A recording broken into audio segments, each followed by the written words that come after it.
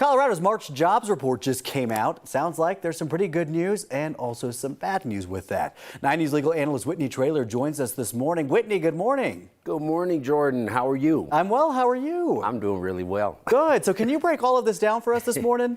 Yes, I can break it down, and it really depends. Is the cup half full or half empty? Because as always, it depends on what numbers we focus on. But overall, I think the Colorado labor market is actually in pretty good shape, and we're looking at Colorado's March unemployment rate, which was 2.8%, while the U.S. rate was a whopping 3.5%. Okay, whopping was a little hyperbole. That was for Josh. But this is great news, and likely because over 10,000 people joined the workforce. Now, more good news is wages continue to rise. This is surprising.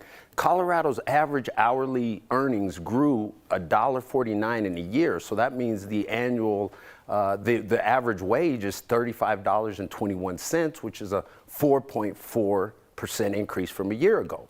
Now, despite that good news, it's not all good news. Colorado's job growth actually lags behind the U.S. Our rate of job growth in the past year was only 1.2%. The national rate was 2.7%, and a lot of that was because we had a loss in the private sector of about 6,500 jobs and a gain in the government of 1,500 jobs.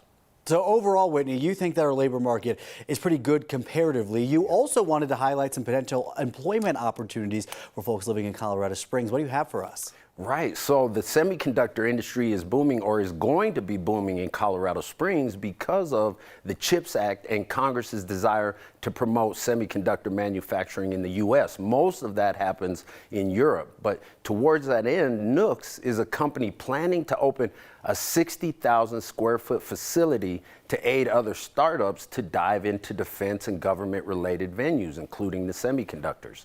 So Nooks was approved for a nearly $1 million job growth tax credit if it meets certain hiring criteria.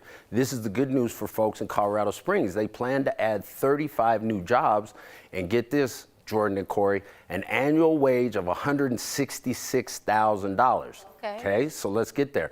And they've selected Colorado Springs as its third location for expansion. So this is great news for the country in terms of the semiconductor development, but great news for Colorado Springs and Colorado in terms of these jobs coming. All right, and anybody who would like to check that out can go to www.nooks.works for more information. Whitney, as always, thank you very much. It's my pleasure.